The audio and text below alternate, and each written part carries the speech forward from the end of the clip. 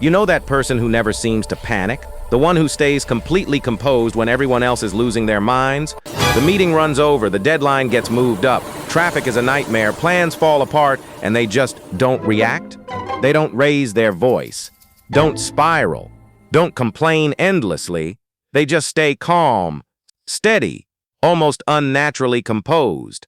And you've probably wondered how. What's their secret? Are they just built different? Did they master some technique the rest of us missed? Here's what most people don't realize. That calmness you see on the surface, it's not always what it looks like. Sometimes it's genuine peace. Sometimes it's carefully practiced control. Sometimes it's emotional numbness masquerading as serenity. And sometimes it's a strategic survival mechanism developed over years of necessity. Stick with me, because the psychology behind constant calmness is far more complex and sometimes far darker than you'd expect. The illusion of effortless calm. Let's start with what you actually see when you encounter someone who's always calm. There's a crisis at work, a major client is unhappy, deadlines are colliding, people are panicking, voices rising, stress ricocheting around the room like bullets.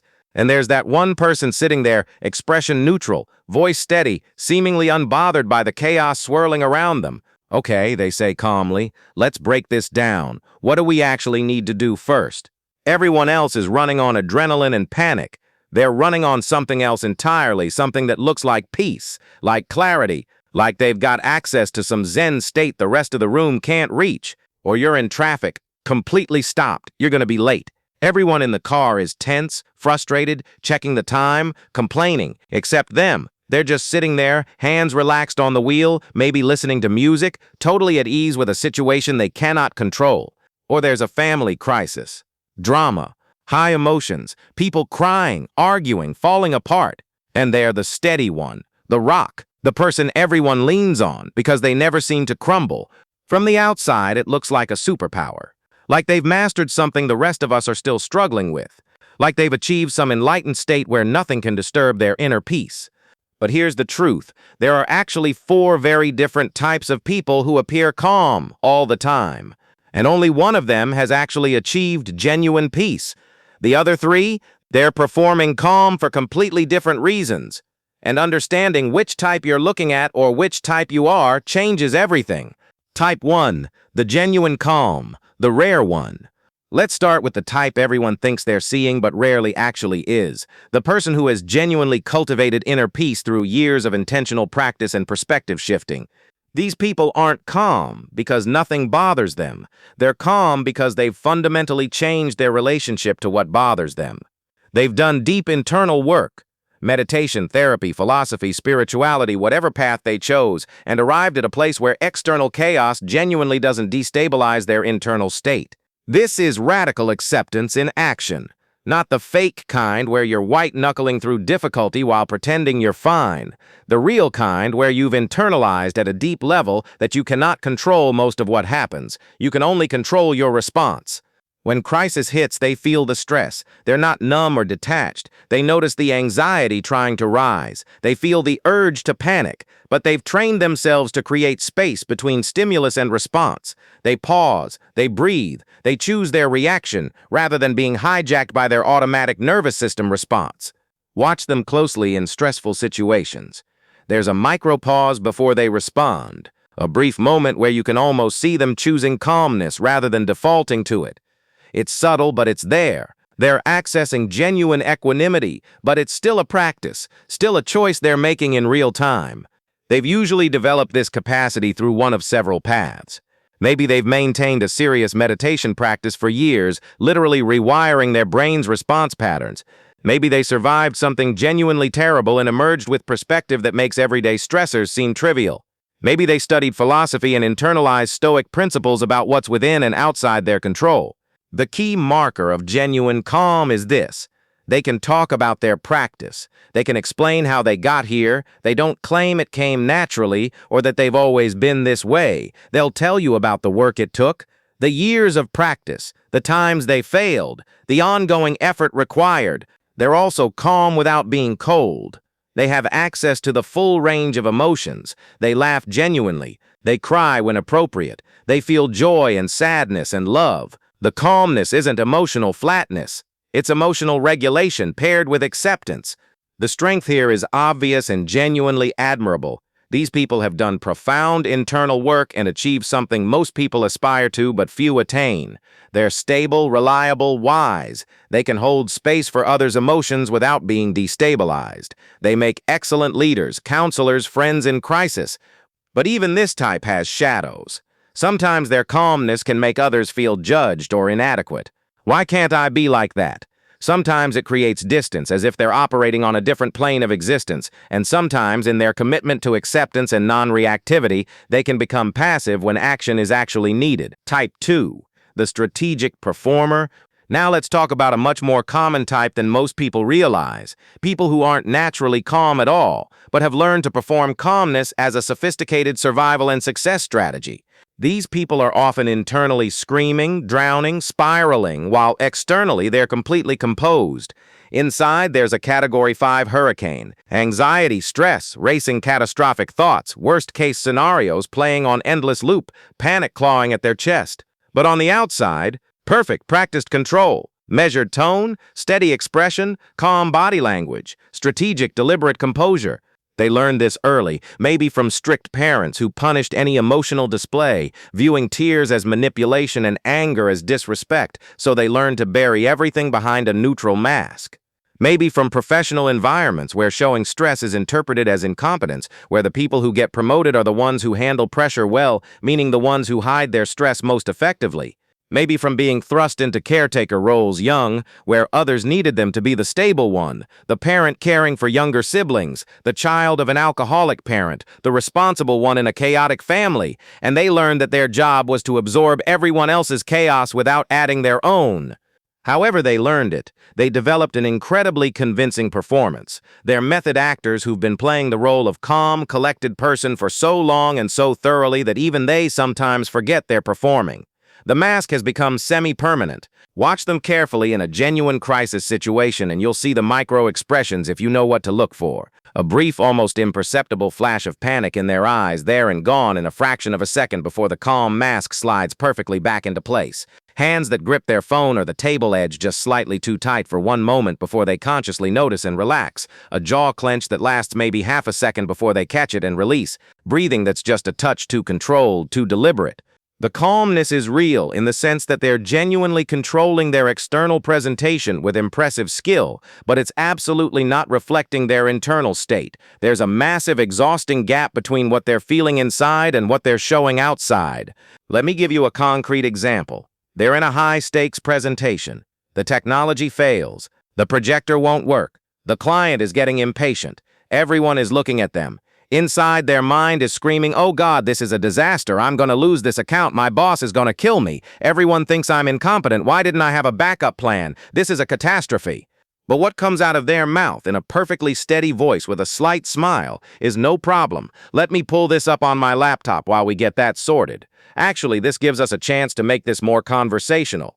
They've translated internal panic into external competence through sheer force of will and years of practice. This type often excels professionally in ways that reinforce the performance. They're the ones who get promoted because they handle pressure well. They become crisis managers, emergency coordinators, executives, surgeons, pilots, professions that specifically reward the ability to function calmly under extreme pressure. They're incredibly valuable in high-stress environments precisely because they can continue to function effectively while internally falling apart. But the cost is enormous and often invisible until it manifests in ways that can't be hidden. The constant performance is profoundly exhausting. It requires relentless self-monitoring and self-control. They're always watching themselves, managing their expressions, controlling their tone, hiding their shaking hands, regulating their breathing. It's like running a marathon every single day while pretending you're taking a casual stroll. They go home after handling a major crisis with perfect composure and they completely collapse. Or they develop stress-related health conditions that their doctor struggles to explain because on paper they seem fine. They're not in obvious crisis. But they have chronic tension headaches, digestive issues that won't resolve, insomnia, high blood pressure, recurring infections because their immune system is compromised from chronic stress. They might have explosive outbursts in private that would shock anyone who knows their public persona. All that carefully controlled emotion has to go somewhere. It doesn't disappear just because they're not showing it. So they rage in their car alone on the commute home screaming at traffic, or they cry in the shower where no one can hear, or they develop coping mechanisms that might look functional at first but are actually addiction. Drinking every night to wind down, compulsive shopping, binge eating, excessive exercise, anything to release the unbearable pressure they're constantly containing. Their intimate relationships often suffer tremendously because real intimacy requires dropping the performance, showing your actual self, being vulnerable. And they've been performing for so long, managing their image so carefully that they literally don't know how anymore. They don't trust anyone enough to show the messy, panicked, struggling reality underneath the calm exterior. Their romantic partners often describe feeling like they're living with someone wearing a mask that never ever comes off. They can see something is wrong but can't reach the actual person underneath. The performer won't let them in, not because they don't want connection, but because the performance has become a prison they can't escape even when they want to. The strength of this type is undeniable professional competence and reliability. They genuinely can function in crisis situations when others can't. They're the person you want in the emergency room, in the cockpit during turbulence, managing the disaster recovery. Their ability to override their panic response and operate effectively is a real and valuable skill, but the cost is severe. The toll on their physical health from chronic stress that never gets processed. The toll on their mental health from the constant disconnect between internal experience and external presentation. The toll on their authenticity. They sometimes lose track of who they actually are underneath the performance. The toll on their relationships from the inability to be genuinely vulnerable and let people see them struggle. They're exhausted in a way that sleep can't fix because it's not physical tiredness. It's the soul-deep exhaustion of never being allowed to just be yourself, to just feel what you feel without immediately controlling how you express it. Type 3. The emotionally numb. Then there's a type that's often mistaken for calm but is actually something much sadder and more concerning. People who appear calm because they've become disconnected from their emotions entirely. Not by choice, not through practice, but through a trauma response that developed as protection from overwhelming pain or chronic stress and then calcified into their permanent default state. This isn't strategic performance. This isn't cultivated peace. This is dissociation, emotional numbing, a psychological defense mechanism that essentially shut down their emotional processing system to protect them from something they couldn't handle and then never fully came back online.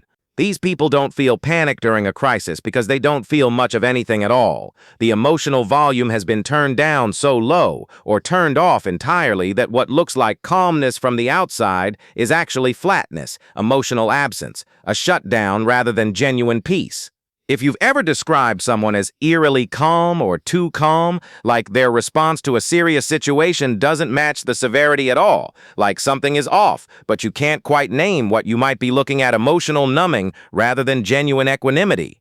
This type most commonly develops through chronic childhood stress or significant trauma, often during developmental years when the nervous system is still forming. Maybe they grew up in a home where emotions were actively dangerous, where showing fear made you a target, where expressing sadness was met with mockery or punishment, where displaying anger led to violence or abandonment. So they learned at a survival level to feel nothing, show nothing, be nothing but blank and compliant. Maybe they experience betrayal or loss so profound and destabilizing, parental abandonment, sibling death, abuse, witnessing violence, that their developing psyche essentially made an executive decision: we cannot process this level of pain and continue to function, shut it down, cut off access to the emotions before they destroy us.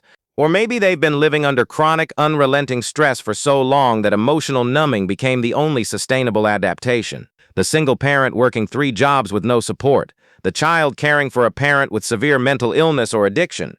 The person in an abusive relationship they can't leave, feel too much and you can't get through the day, so the system learns not to feel. Watch this type carefully and you'll notice that the calm isn't just careful emotional regulation, it's emotional absence. They don't just stay cool in crisis, they also don't light up with joy about good news. They don't get excited about opportunities. They don't express enthusiasm about anything. They exist in this narrow, muted band of response to everything life offers them, good and bad. Their voice often has a distinctive flatness to it. Not monotone exactly, but lacking the normal variation in tone that accompanies genuine emotion. Their face, if you watch closely, doesn't quite match what they're saying. They might smile when describing something supposedly happy, but the smile doesn't reach their eyes, doesn't engage the right muscles. It's a performed gesture divorced from actual feeling. If you ask them directly, "Are you okay?" they'll usually say yes. If you push further and ask, "But do you feel peaceful, content?" they'll often pause, maybe for longer than you'd expect, and then say something like, "I don't really feel anything," or "I'm fine, I don't know, I'm fine." That's the tell. That's the marker that separates this from genuine calm. Someone who's genuinely calm can describe their internal state. They feel peace, they feel grounded, they feel acceptance. The emotionally numb person can't describe their internal state because there isn't much of one to describe. The strength, if you can even call it that, is pure functionality. They continue to get through days that would break people who are still emotionally online. They handle crises without falling apart, not because they have excellent coping skills, but because falling apart requires access to emotions they simply don't have access to anymore. They're reliable in emergencies in the same way a machine is reliable, not from skill or composure, but from a lack of emotional processing that would interfere with functioning. But the shadow, the cost, is almost unbearably sad. They're not living. They're surviving.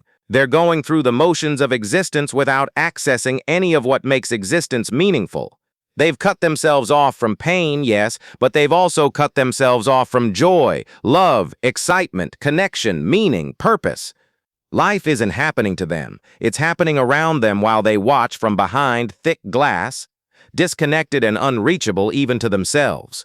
They can't feel their own feelings, so they certainly can't connect authentically with others' feelings. Relationships remain surface level because depth requires emotional access they don't have. They might not even realize how much they've lost until something breaks through the numbness, a major loss, a divorce, a health crisis, a breakdown, and suddenly they're feeling everything they've been blocking for years all at once, and they have absolutely no skills or capacity to manage it. It comes flooding through the broken dam, and it's overwhelming, terrifying, potentially dangerous. This type desperately needs professional help, trauma-informed therapy specifically, but they often don't seek it because they don't recognize that something's wrong. They've been numb for so long it feels normal to them. They think they're just calm people or not very emotional when really they're traumatized people who adapted through emotional shutdown and got stuck there. Type 4, the controller. And finally, there's a fourth type, people who appear calm because they've organized their entire life to avoid situations that would disturb their calmness. They're not calm in chaos. They've eliminated chaos. These are people with rigid control over their environment, their schedule, their relationships. Everything is structured to minimize stress and unpredictability. They appear calm because they've engineered a life where they rarely encounter anything that would challenge that calmness. They stick to routines. They avoid spontaneity. They say no to most invitations. They don't travel to unfamiliar places. They don't put themselves in situations they can't control. Their life is a carefully constructed bubble designed to keep stress out. When you do see them stressed, it's usually because something unexpected has penetrated their defenses. A surprise change at work, an unplanned social obligation, technology not working as expected, and their response is often disproportionate because they have so little practice managing unpredictable stress. This type often developed through anxiety that wasn't addressed. Instead of learning to tolerate discomfort, they learn to avoid it. The calmness you see isn't from inner peace. It's from external control. Watch how they respond to spontaneous suggestions. "Hey, wanna grab dinner?" Their first response is usually to find a reason why they can't. Not because they don't want connection, but because unplanned activities trigger anxiety they've spent years avoiding. They might seem like they have it together. Organized, disciplined, calm, but there's a brittleness underneath, a fragility disguised as stability. Their calmness is contingent on conditions staying within narrow parameters they've set. The strength is that within their controlled environment, they genuinely do function well. They're productive, reliable within their sphere. They've created a life that works for them even if it's small. But the shadow is that life is inherently unpredictable. Eventually, something will happen they can't control. Illness, loss, economic change. And when it does, they often fall apart because they've avoided developing resilience through small exposures to manageable stress. Their relationships suffer too because other people are inherently unpredictable. Partners feel like they're walking on eggshells trying not to disrupt the careful order. Friendships fade because spontaneity and flexibility are part of connection. What's actually happening in the body?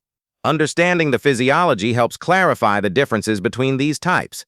When genuinely calm people face stress, their parasympathetic nervous system activates relatively quickly. This is the rest and digest system that counters the fight-or-flight response. Their vagal tone, the activity of the vagus nerve that regulates this calming response, is higher than average, often through years of practices like meditation, breath work, or therapy.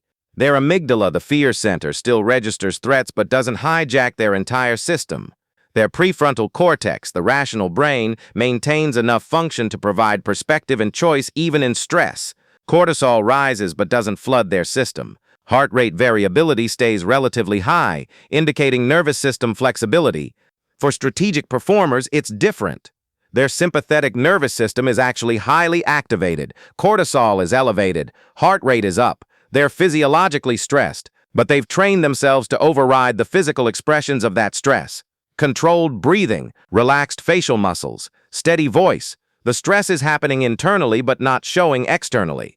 This creates a disconnect between body and presentation that can't be sustained indefinitely without cost. The stress hormones are still coursing through their system even if their face doesn't show it. For the emotionally numb, something else is happening. Often their nervous system has shifted into a freeze or shutdown response. This is the dorsal vagal system activating not the healthy ventral vagal calm, but the play-dead shutdown that happens when fighting or fleeing won't work. Cortisol might actually be low because they've been stressed so long their system is depleted. Emotional processing centers in the brain show reduced activity. For controllers, their baseline stress is often chronically elevated but manageable because they've eliminated triggers, but their system has low resilience. Their window of tolerance for stress is narrow. Small disruptions can cause disproportionate spikes in cortisol and anxiety because their nervous system hasn't practiced recovering from manageable stressors. Understanding this helps explain why the same calm appearance can come from such different internal experiences. The cost of false calm. Here's what's crucial to understand. Performing calmness when you're not calm, or numbing yourself, or avoiding everything stressful. These strategies work in the short term but corrode you over time. The strategic performer develops health problems, hypertension, digestive issues, chronic pain. The body keeps the score, as trauma expert Bessel van der Kolk says. You can control your face, but you can't fool your nervous system. The stress finds another way out. They also lose touch with themselves. When you spend years presenting calm while feeling chaos, you start to lose track of what you actually feel. Emotional awareness deteriorates. You become disconnected from your own internal state. The emotionally numb person loses access to joy, love, connection, meaning. They're protected from pain, but also from everything that makes life worth living, and they often don't realize what they've lost until it's almost too late. The controller lives a progressively smaller life. Each avoided stressor shrinks their world a little more. Eventually, they're living in such a narrow band of acceptable experience that they're not really living at all. And all three types often damage their relationships. Because genuine intimacy requires vulnerability. It requires showing your actual emotional state, not a performed version. Partners and friends can sense the disconnect even if they can't name it. They feel like they're relating to a facade, not a person. The path to genuine calm. So what's the answer if you're one of the three types performing, numbing, or avoiding calm rather than genuinely embodying it? It's definitely not just relax. That's possibly the most useless, counterproductive advice ever given, and it usually makes everything worse by adding frustration and shame on top of the existing stress. The answer is gradually building genuine capacity for emotional regulation while staying connected to your full emotional experience. This is genuinely some of the hardest work most people will ever do in their lives, and it almost always requires professional support to do it safely and effectively. For the strategic performer, you need to learn at a deep embodied level, not just intellectually, that showing vulnerability isn't weakness, that being human and having human reactions to stressful situations doesn't make you incompetent or unreliable. You need to find or create safe spaces where you can drop the exhausting mask and just be a whole person with messy feelings. This might be therapy, where a trained professional can hold space for all the emotions you've been containing. It might be with carefully chosen trusted friends who can handle seeing you struggle without losing respect for you. It might be with a partner who genuinely wants to know the real you, not the performed version. And you desperately need practices and outlets that help you actually discharge and process the stress you're accumulating instead of just containing it indefinitely. This might be vigorous exercise that lets your body release the physical tension, creative expression through art or music or writing, somatic therapies that work directly with your nervous system and the stress responses stored in your body. For the emotionally numb, you need trauma-informed therapy, period. This isn't optional or something you can DIY your way through. You need professional help from someone trained in working with dissociation and trauma. You need to slowly, carefully, safely begin reconnecting with your emotions in a therapeutic context where you're supported and where the process is titrated, meaning dosed carefully so you're not overwhelmed. This is terrifying work because those emotions were disconnected for excellent protective reasons. They were overwhelming. They threatened to destroy you. Your system shut them down to keep you functional, and that was adaptive at the time. But reconnection is possible with proper support, and it's the only path back to actually living instead of just surviving. For the controller, you need gradual, intentional exposure to manageable amounts of unpredictability and spontaneity, small doses that gently stretch your window of tolerance without shattering it completely. Maybe saying yes to an unplanned coffee, maybe taking a slightly different route to work, maybe allowing one weekend day to be unscheduled. You need to learn through repeated small experiences that you can actually handle more uncertainty than you think you can. That discomfort and danger aren't the same thing. That losing control of a few variables doesn't mean total catastrophe, and you need to examine with compassion what fear is driving all the control. What are you really trying to protect yourself from? For everyone pursuing genuine calm, it isn't about never feeling stress or difficult emotions. It's not about achieving some impossible state where nothing ever bothers you. It's about developing a nervous system that's flexible and resilient enough to experience stress, process it, and return to baseline without getting stuck in activation or shutdown. It comes from consistent practice over time, maybe meditation or mindfulness that literally rewires your brain's response patterns, maybe breathwork practices that teach your nervous system it has options besides panic or shutdown, maybe therapy that helps you understand and change your patterns, maybe somatic practices that release stored stress from your body, whatever modality resonates with you and that you'll actually do consistently. It comes from building a life that generally honors your nervous system's needs and limitations while still challenging yourself appropriately to grow and expand your capacity. And critically, it comes from learning that vulnerability and calmness aren't opposites. They can coexist, that you can feel stressed or sad or scared and still respond skillfully instead of reactively. That genuine strength includes the capacity and courage to say, "I'm struggling," when that's true, not just when you've already fallen apart completely. The reframe. Being calm isn't inherently better than being emotional. Constant calmness isn't necessarily a virtue. Sometimes appropriate responses to bad situations include fear, anger, sadness, frustration. Emotions are information. Their adaptive responses evolved over millions of years. Suppressing them completely isn't wisdom, it's amputation. The goal isn't to be calm always. It's to have choice about how you respond. To be able to access calm when it serves you without being locked into it when it doesn't. Real emotional health looks like flexibility. The ability to feel deeply and also find equanimity, to be present with difficult emotions without being controlled by them, to regulate yourself while staying connected to yourself. If your calmness comes from genuine practice and perspective, beautiful. Keep going, but stay human, stay connected. Don't use calmness as a way to spiritually bypass legitimate pain or avoid necessary action. If your calmness is a performance, you're exhausted and you know it. The mask is heavy. Maybe it's time to find safe spaces to take it off. If your calmness is numbness, you're not protecting yourself anymore. You're imprisoning yourself. There's help available. Life has more to offer than just getting through the day. If your calmness comes from control, you're shrinking when you could be growing. Discomfort is where development happens. You're stronger than your anxiety tells you. The final question: so which type are you? The genuine calm who's done the work and found real peace? The strategic performer holding it together on the outside while chaos reigns within? The emotionally numb who's disconnected from feeling to survive? The controller who's organized life to avoid stress rather than building capacity to handle it? Be honest, because the type you are determines what you need. And here's the real question: is your calmness serving you or costing you? Does it come from strength or from fear? From peace or from performance? From healing or from hiding? Because true calm isn't the absence of feeling. It's the capacity to feel fully and still choose your response. It's not about never being stressed. It's about your nervous system being able to handle stress and recover. It's not about controlling everything external. It's about flexibility in your internal response. You don't have to be calm all the time. You just need to have access to calm when you actually need it, and you need to stay human while you're there. So maybe the work isn't to be more calm. Maybe it's to be more real, more connected, more flexible, more alive. And maybe that includes being okay with not being calm sometimes. Because that's what actual peace looks like.